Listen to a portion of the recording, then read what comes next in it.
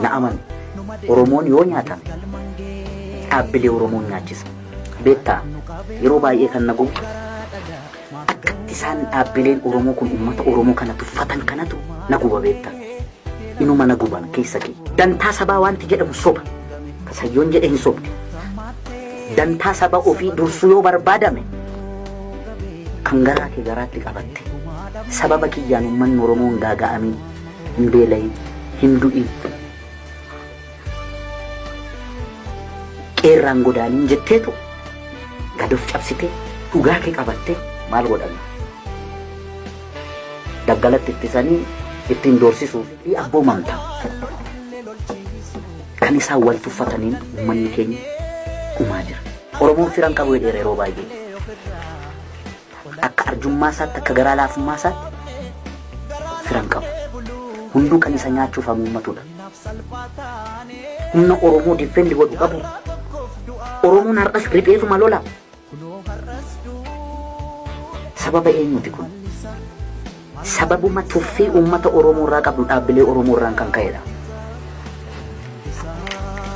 Silaa Oromootu qawwee walii bitee magaalaa keessatti wal ijaaree ulaa ishii keessannaa ishiin baatu gaaddidduu ishii irra dhaabbachuu qaba ture. Ittiin doorsisuu fi ittiin loluun gargarii basa. Kan keessa kiyya na gubuuf kan ittiin doorsisuu fi ittiin loluun gargar. Dantaa Oromoodhaaf yaaduun kana nan dhabe. Daandii wal dhoowwuun kun barsalphaadha. Namni dantaa saba Oromoof yaadu garuu waan na ulfaatu tokko hojjeta. Wanti ulfaatu maali? Mu'amu. Walii mu'amu. Walii mu'amu. Silaa uummata Oromoo kanatu sakaanis dhiibee 4 kiiloo galche, sakaanis alaa galche. Walumaa galatti wanti ulfaatu ebelu kana, ebelu sana, ebelu gantu, ebelu hattu, ebelu maalo, ebelu bitamtuudha. Waliin jechuu kana waggaa 50 hin baaf. Abaa'oo kana beektaa maqaa abaa'ootiin nagaduufi maqaa abaa'ootiin hojii kashan abaa'oo kana mee nadhii gammadaatitti dhabamee bar. Laggasaa wagiititti du'ee bar. Laggasaa wagiin ajjeefamee otoo waggaan guutimmoo ji'a jaame meeqa galan.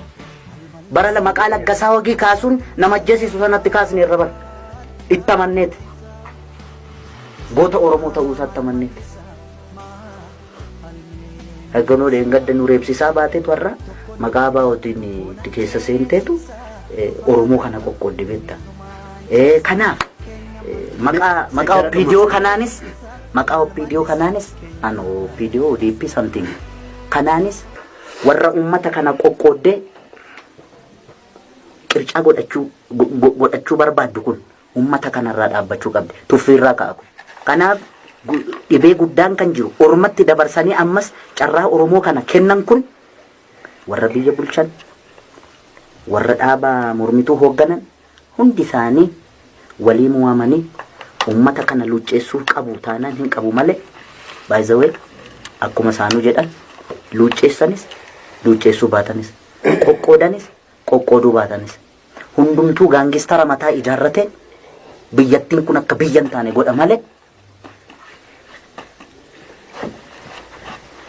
gumaan eenyuyyuu akkasitti dhiigni eenyuyyuu dhangala'ee nafu jechuudha. Walirratti qoosuun hin danda'amu.